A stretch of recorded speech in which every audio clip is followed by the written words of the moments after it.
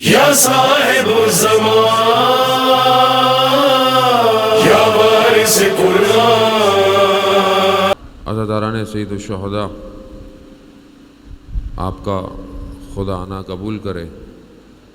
یہ مجلس عزا ہے اس لیے کہ ہم عظمت اہل بیت کو پہچان سکیں اور پہچان اور شناخت کے بعد بامعرفت ان کی سیرت پر عمل کر سکیں، کیونکہ اگر آپ کسی چیز کو پہچان لیں اور جان لیں اور اس پر عمل نہ کریں تو اس کا مطلب ہے کہ وہ شناخت حقیقی نہیں ہے آپ کے لیے۔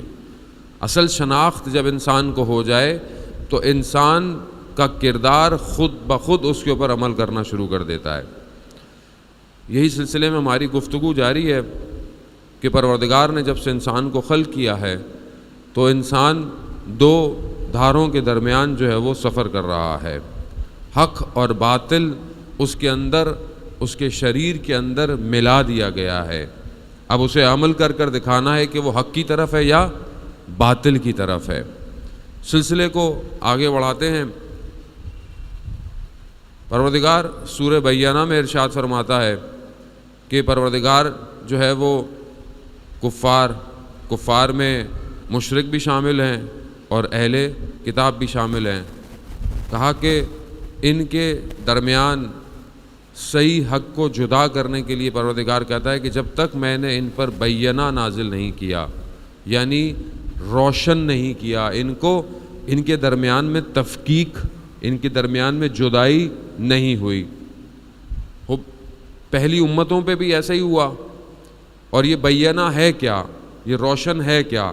مثال کے طور پر آپ ایک تاریک کمرے میں ہوں، اندھیرا ہو اور کوئی شمع، کوئی لائٹ، کوئی ٹارچ لے آئے تو اچانک سے روشنی ہو جاتی ہے، یعنی گویا ظلمت میں تھے اور پھر اجالا ہو گیا۔ بینہ بالکل یہی ہے۔ اگلی آیت میں، دوسری آیت میں پروردگار یہی کہتا ہے کہ بینہ جو ہے وہ رسول ہے اللہ کی طرف سے۔ یہ جو اللہ نے رسول بھیجے ہیں یہ بیسیکلی بینہ ہیں، یہ روشن کرنے کے لیے آئے تھے اور یہ روشن کر گئے۔ اور جب انہوں نے روشن کیا، واضح کر دیا تو پھر تفکیک پیدا شروع ہو گئی، یعنی جدائی پیدا شروع، اس سے پہلے نہیں تھی۔ جب یا اللہم صلی علی محمد وعلی۔ عزیزان محترم، مطلب یہ کیوں ہے ایسا کہ کیوں ہمارے شریر میں ہر چیز ملی ہوئی ہے اور کیوں ہمیں جدا؟ کیوں؟ دیکھیں، ہمیں صاف اس لیے ہونا ہے، جدا اس لیے ہونا ہے کہ کیونکہ جنت میں، بہشت میں کوئی بھی ناخالص چیز نہیں جائے گی۔ بہشت میں کوئی بھی ایسی خصوصیت، خصلت، رذائل، شرک، حسد، کینہ، جھوٹ، یہ جتنی بھی دنیا کے اندر ہیں یہ جنت میں نہیں جائیں گی۔ اور جنت میں جانے سے پہلے مومن پاک ہوگا، اسے پاک کیا جائے گا۔ اور یہی ہے، وہ اگر جنت کے اندر بھی انسان کی یہ خصلت، پھر جنت نہیں ہے، پھر وہ ہو ہی نہیں سکتا۔ اسی طرح جہنم میں کوئی بھی نیکی نہیں جائے گی۔ کیا آپ بولیں گے کہ جہنم کے اندر فلانا شخص تھا، نیک تھا، مگر جہنم میں نہیں؟ ایسا نہیں ہے۔ روایتیں متعدد ہیں، بہت ساری روایتیں، لیکن فی الحال میرا موضوع وہ روایتیں نہیں ہے۔ میرا موضوع فی الحال کربلا کو کس طرح ظہور تک پہنچانا ہے، یہ موضوع ہے۔ یہ جو تفکیک پروردگار نے انبیاء بھیج کر کی ہے، یہ اس لیے کی کہ ہر دور میں جدا کرے حق کیا ہے اور باطل کیا ہے۔ اور یہ سلسلہ جو انبیاء کا چلتا رہا، جب تک نبی تھا تو لوگ بڑے متفق رہے، لیکن جیسے ہی ہر دور میں نبی گیا، پیچھے جو ہے وہ فساد شروع ہو گئے، لڑائیاں شروع ہو گئیں۔ کیوں؟ کیونکہ کتاب چھوڑ کے جا رہا تھا، اپنے وصی کو چھوڑ کر گیا۔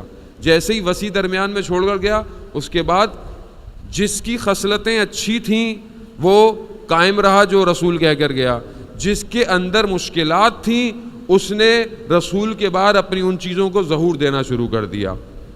اور یہی ہر نبی کے دور میں چلتا رہا اور رسول خدا تک بھی یہی چلتا آیا۔ عزیزان محترم، زندگی اتنی آسان نہیں ہے جتنی ہم سمجھتے ہیں۔ سن کر چلے جانا اور ہے، عمل کرنا اور میدان عمل میں کھڑے رہنا اور ہے۔ خوب انسان کی زندگی امتحان ہے۔